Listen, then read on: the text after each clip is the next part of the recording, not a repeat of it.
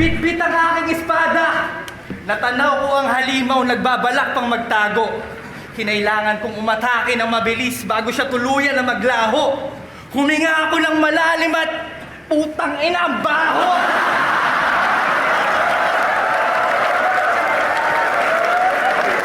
Dapat pala sniper yung dinala ko para pwedeng tumira sa malayo.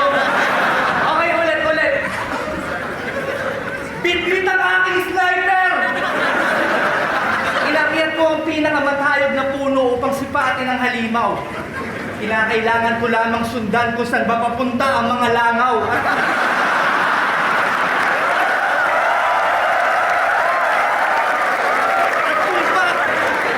Nakatalikod ang hinayupak, ngunit ng gatilyo'y akma ko ng kakalabitin.